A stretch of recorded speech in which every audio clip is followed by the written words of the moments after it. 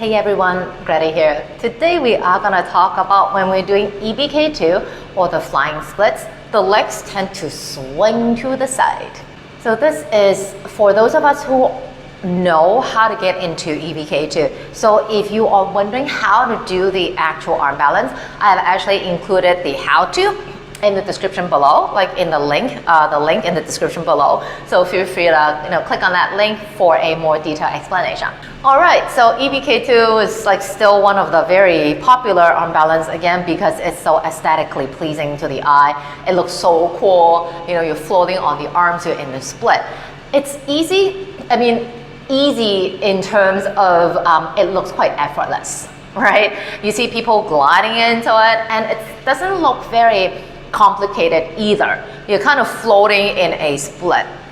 But then again, just like a lot of shapes that look very simple, there's a lot of technicalities involved, and this is definitely one of them. So for EPK2, I have seen quite a lot of people when doing the actual shape that the legs tend to go out to the side, and when they lift the back leg up, the back leg and the front leg, the angle seems to be kind of getting closer together. Sometimes the legs tend to move the rest of the body along with it. So what exactly is the cause? So if you go back to the name, the English name is not the actual translation of Eka Parakunyasan. The English name, the more popular name, is called flying splits. So when you're talking about a split, one leg is going to the front, one leg is going to the back, right? So that's the most simplest explanation. But when we are balancing the splits on our arms, again, because we don't have the floor as a reference point of where the leg should be, that's often the case where the legs tend to go on its own route. So if you want your EPK2 to be straight like a ruler, what you need to be aware of is the front leg. The back leg is more like a follower. The front leg is the guide. So wherever the front leg is pointing, the back leg will just compensate it. So that is why. So for the front leg, check out if the front leg tends to really point out to the side, like at a 3 o'clock direction, like so. When I lift the back leg up, automatically, if I don't really engage the muscles in my back leg, the back leg will follow the front leg and boom, both will point to the side.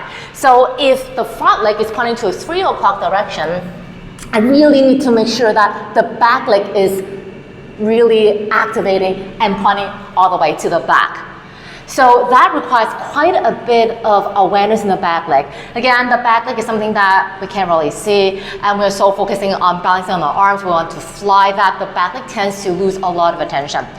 So what you actually want to do is, instead of focusing too much attention to the back leg where you might not have that much attention already, focus on the front leg.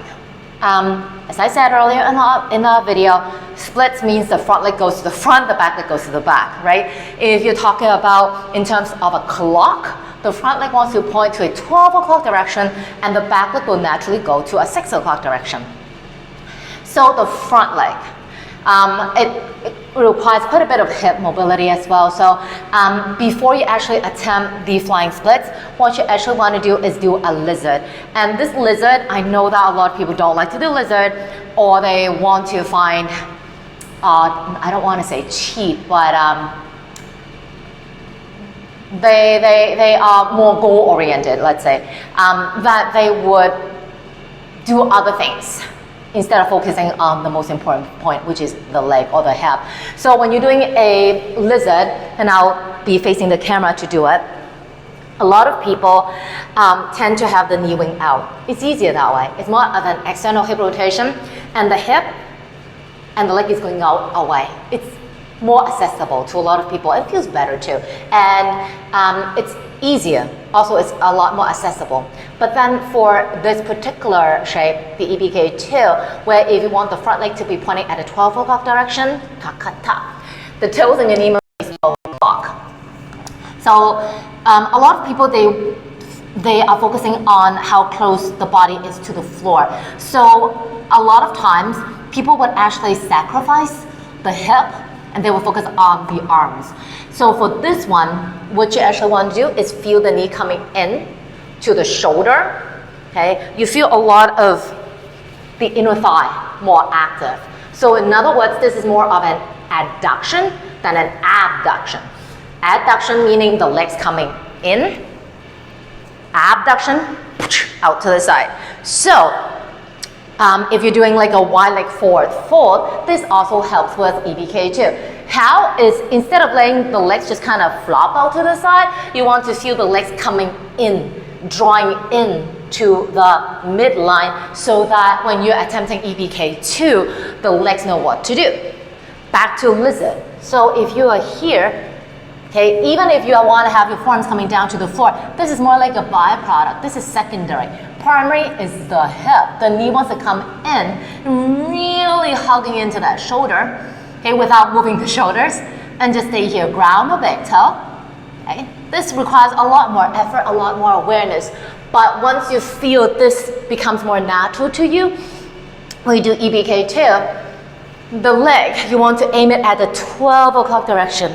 It's not going to be possible. The leg will kind of turn a little bit out to the side, but at least you have this mental picture that the leg is pointing straight out in front of you. So the leg will tend to work towards the same goal as well, instead of just let the leg wander out on its own. So once you're here, I want to feel the front leg, my right leg, walking towards a 12 o'clock direction, meaning pointing out to the front, and then the back leg will follow. Hugging the right leg close to the body, feeling the knee coming into the shoulder. So that is it. Again, what I just showed is not the only interpretation of the shape. There are a lot of different interpretations. Our bodies are very, very different. It's not a must that the leg needs to face directly to the front.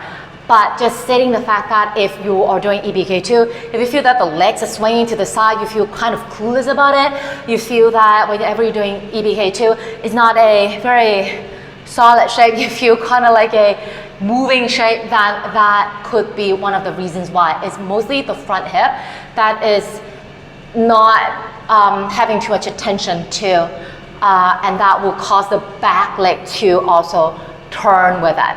That's it for my sharing for today. I realized that I've been starting to focus more on details now, which I find is extremely fun.